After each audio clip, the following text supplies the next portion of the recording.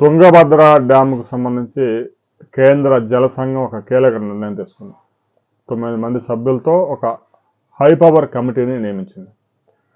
ఇటీవల తుంగభద్ర డ్యామ్కి గేట్లన్నీ కొత్తగా గేట్లు అమర్చిన తర్వాత 3 రాష్ట్రాల ముఖ్యమంత్రులు, కేంద్ర మంత్రి హాజరైనప్పుడు ఒక ఇష్యూ వచ్చింది తెర మీదకి.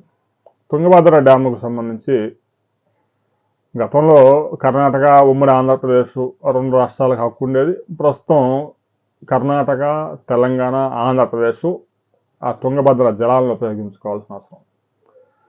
తుంగభద్ర నుంచి నేరుగా హెచ్ఎల్సి, ఎల్ఎల్సి ఆంధ్రప్రదేశ్లోని రాయలసీమ జిల్లాలకి సాగునీరు అందిస్తూ ఉంది.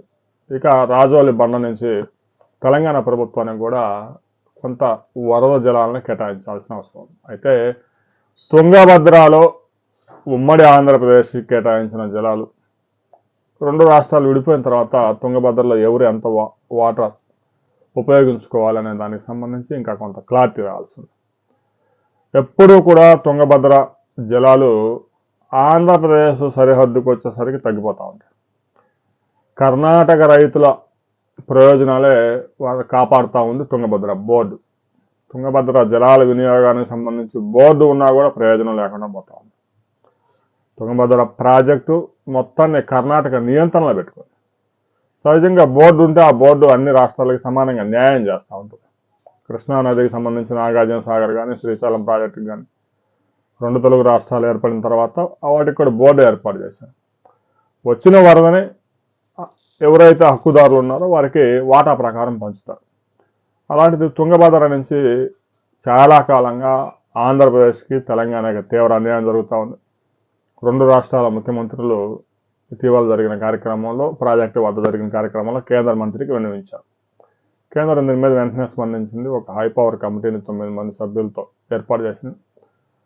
తుంగభద్రకు సంబంధించి ఏ సమస్యలు ఉన్నాయి అనే దానికి మొత్తం స్టడీ చేస్తున్నారు. ఇక తుంగభద్రలో కూడా వాళ్ళు చెప్తున్న ఇష్యూ ఏంటంటే, తుంగభద్ర ప్రాజెక్టు కట్టి చాలా సంవత్సరాలు అయిపోయింది. దీన్ని నిల్వ సామర్థ్యం మనం ఏదో 105 టీఎంసీలు అని చెప్తున్నా కూడా 70 టీఎంసీల కంటే ఎక్కువ నిల్వ చేయడానికి అవ్వడం లేదు. పూడిక ఏర్పడింది.